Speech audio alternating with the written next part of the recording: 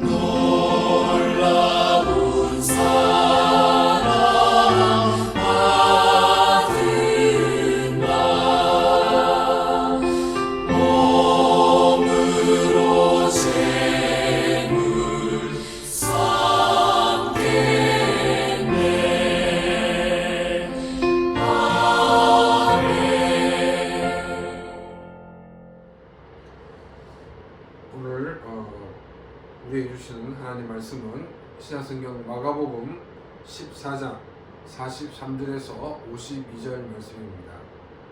신약성경 마가복음 14장 43절에서 52절 말씀을 제가 공독하도록 하겠습니다.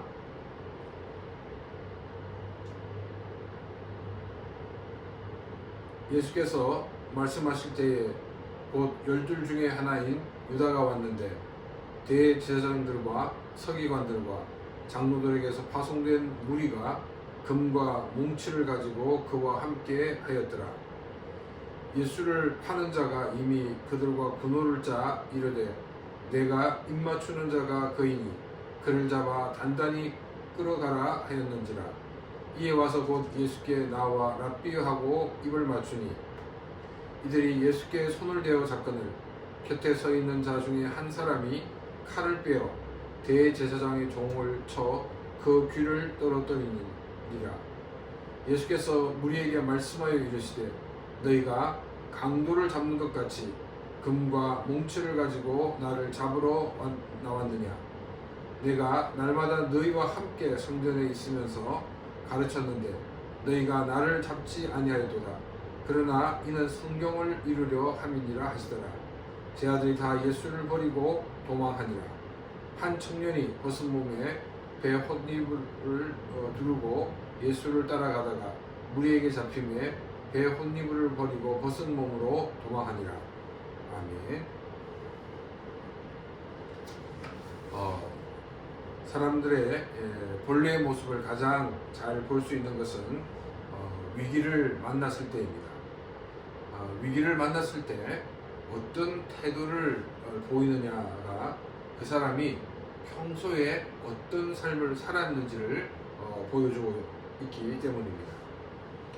오늘 본문에서 위기를 만났을 때 나타나는 세 가지 유형을 우리에게 보여주고 있습니다. 오늘 본문 말씀은 예수님을 체포하기 위해서 예수님을 파는 이 유다가 사람들을 데리고 예수님이 계신 기도하는 곳까지 온 것을 우리에게 말하고 있습니다. 예수님을 체포하려 하였을 때 한 사람이, 성경 다른 곳에서는 이 베드로가 칼을 꺼내어서 대제사장의 종의 길을 쳐서 떨어뜨렸다라고 말하고 있습니다. 우리는 이러한 베드로의 모습을 보면서 베드로는 위기시에 주님을 위해 싸우고 또 주님을 위해 죽을 각오를 한 사람이구나 하는 것을 알 수가 있습니다. 또 한 가지 유형은 예수님입니다. 예수님은 나를 잡으러 오는 것이 마치 강도를 잡기 위해서 오는 사람들처럼 칼과 몽치를 가지고 왔구나 라고 말씀하셨습니다. 그리고 내가 성전에 있을 때에는 나를 체포할 수도 있었는데 체포하지 못하고 여기까지 온 것은 성경에 기록된 예언을 이루기 위해서다라고 말씀을 하셨습니다. 예수님은 일어나는 모든 일을 성경적 관점에서 보고 평가하는 것을 우리는 알 수가 있습니다. 세 번째 유형은 예수님을 버리고 달아난 사람들입니다. 예수님을 버리고 달아난 제자들 가운데는 칼을 휘둘렀던 베드로도 포함되어 있다는 것이 아이러니한 일입니다. 결국 예수님은 혼자 이 모든 위기를 담당하셨던 것을 보게 됩니다. 다시금 베드로의 모습을 생각해 보겠습니다. 성경을 읽으면 읽을수록 베드로의 반응을 제일 이해하기가 어렵습니다.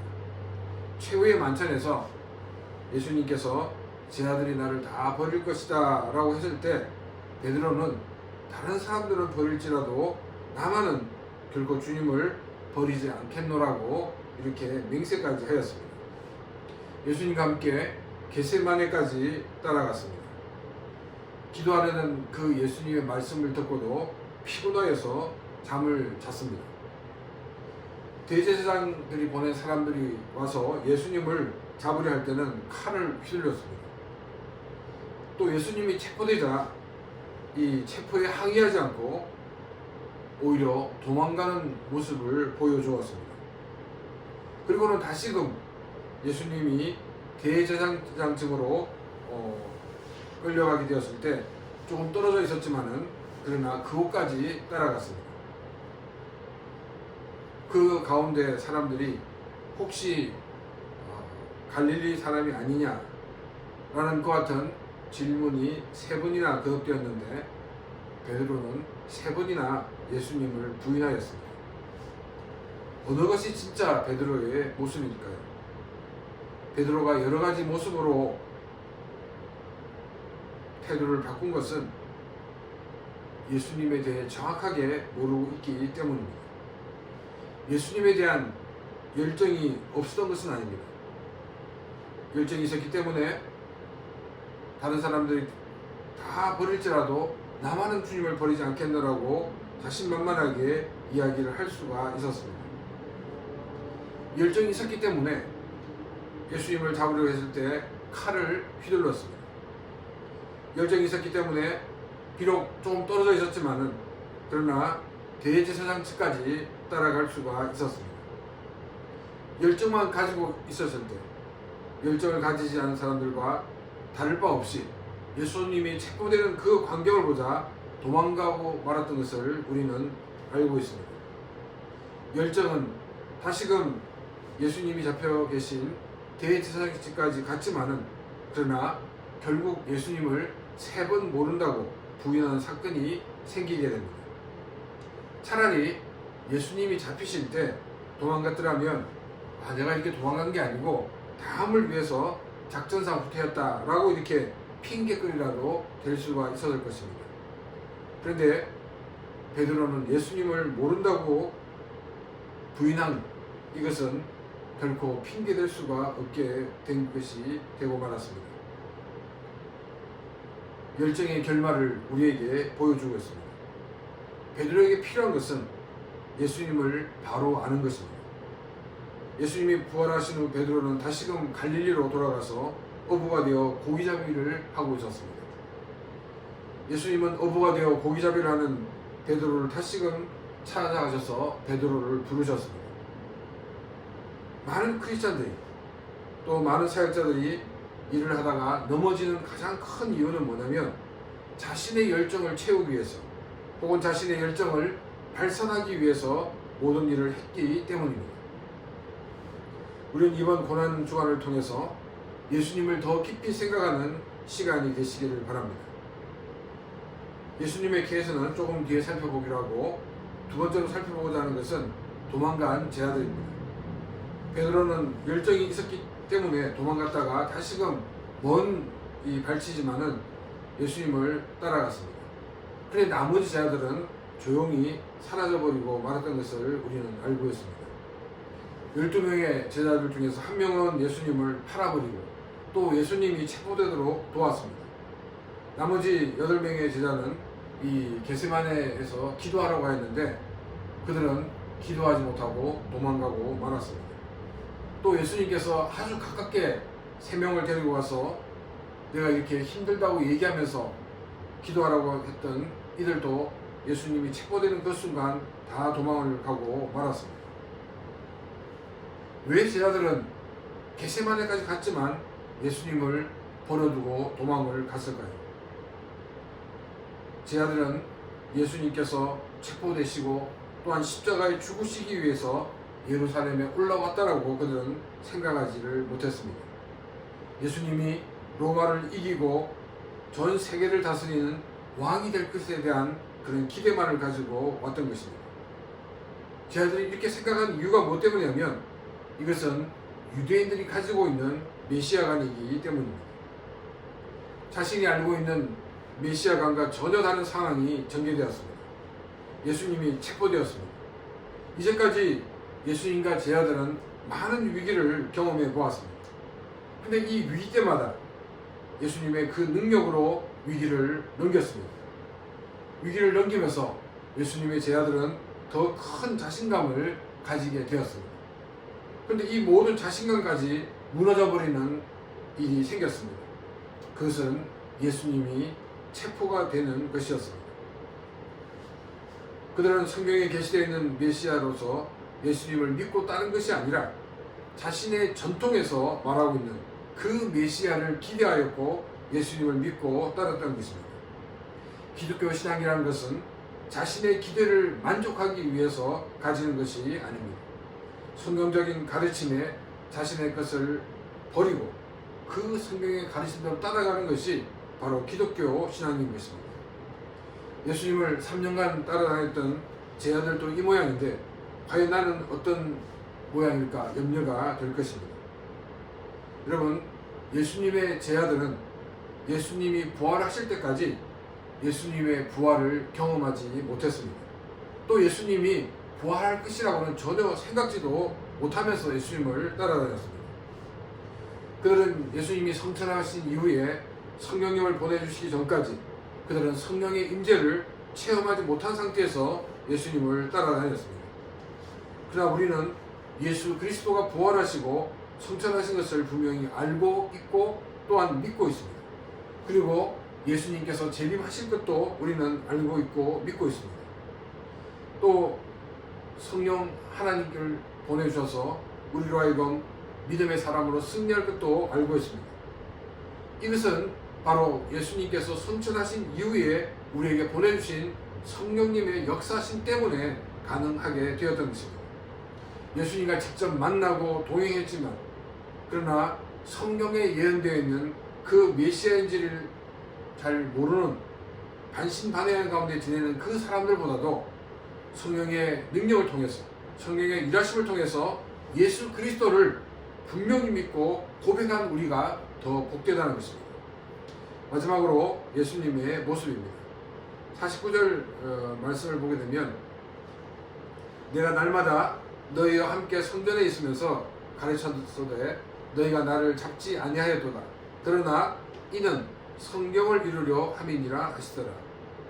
49절 말씀이 예수님이 이렇게 잡히시는 것은 힘이 없기 때문에 잡히시는 것이 아니라는 것입니다. 또한 그들이 찬스를 잘 잡았기 때문에 예수님을 체포할 수 있었던 것도 아니라는 것입니다. 하나님의 때가 되었기 때문에 예수님은 이렇게 잡히시는 것이라고 말씀을 하고 있습니다. 예수님은 성부 하나님께서 하나님의 때가 될 때 모든 것을 이루어 나가시는 분인 것을 너무나도 잘 알고 있었습니다. 성전에서나 또 유다에서 예수님을 죽이려 하여도 예수님께서 담대히 예수님이 하실 일을 할 수 있었던 것은 하나님의 때에 하나님께서 하신다는 것을 알았기 때문입니다. 예수님은 모든 일에 하나님의 주권이 개입한다는 것을 분명하게 믿고 있었습니다. 또 인간이 타락했을 때 세우셨던 그 삼위일체 하나님이 세우셨던 그 계획대로 모든 것을 이루실 것에 대한 믿음을 가지고 있었습니다.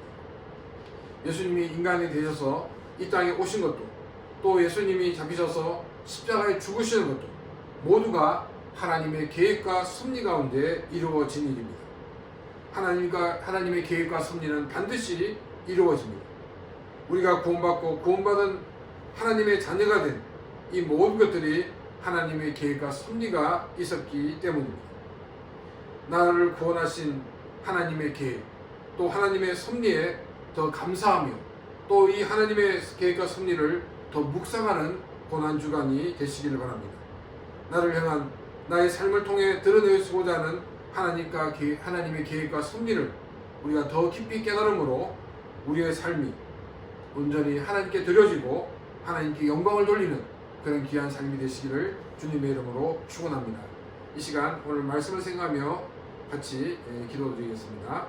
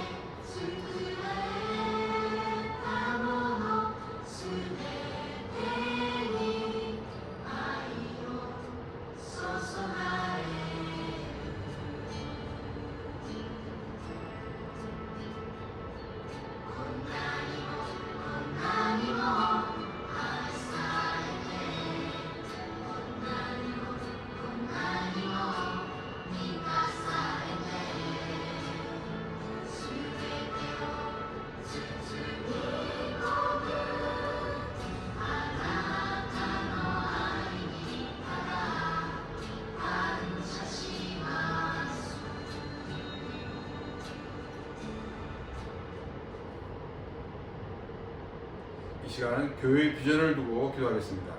일본 열도의 교회를 개척하는 교회, 또 복음을 알지 못하는 사람들에게 선교사를 파송하는 교회가 될 수 있도록 이 시간 다 같이 기도드리겠습니다.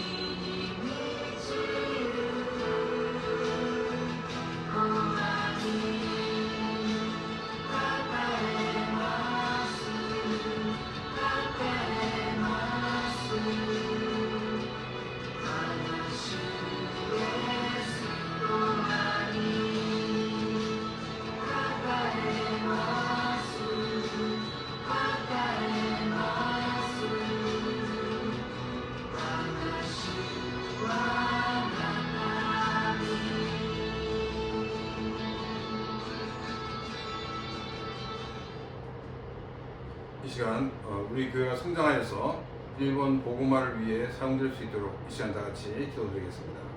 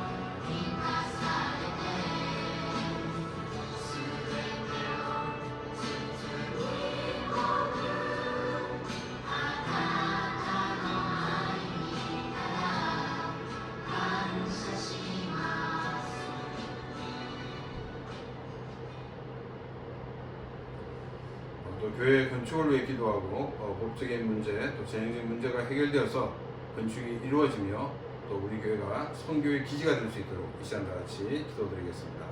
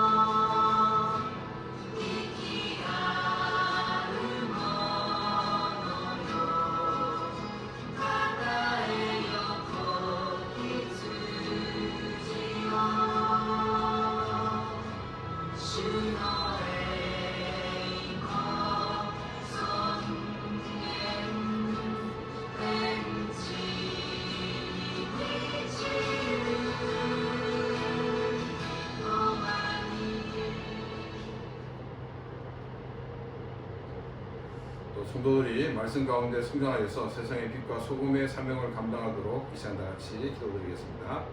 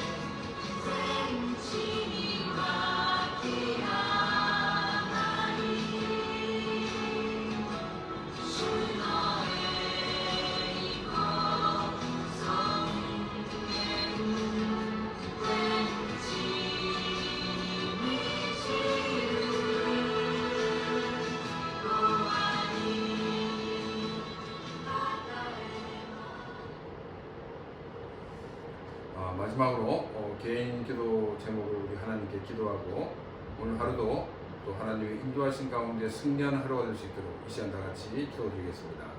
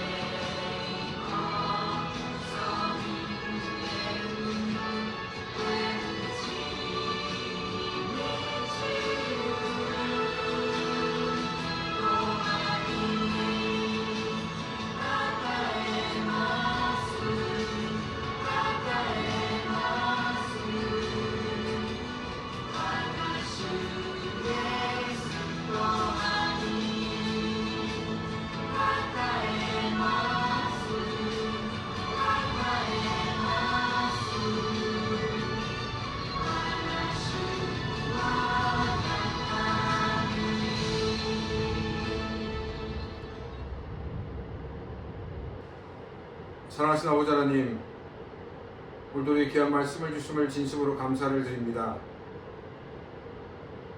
우리가 주님을 믿고 하나님의 자녀가 되고 또한 우리가 크리스찬으로 살 수 있는 이 모든 것들이 하나님의 계획이며 하나님의 섭리인 것을 우리가 고백합니다. 지금까지 하나님께서 이 모양 저 모양으로 인도해 주심을 진심으로 감사를 드립니다. 우리가 더 믿음 안에서 온전히 서게 하여 주시옵시고 더 크신 주님의 영광을 높이는 우리의 삶들이 다 되어지게 하여 주시옵소서. 이 시간 우리가 기도하고 간구한 모든 것들 하나님 다 응답하여 주시옵시고 오늘 하루도 주의 이름으로 승리하는 복된 하루가 되어지게 하여 주시옵소서. 이제는 우리 주 예수 그리스도의 은혜와 하나님 아버지의 놀라우신 사랑하심과 성령님의 감화 감동 교통하시며 충만하심이 주님 앞에 나와 예배하며 간구한 귀한 심령들과 그 가정과 그 하는 모든 일들 위해 이제부터 영원토록 함께 있을지어다.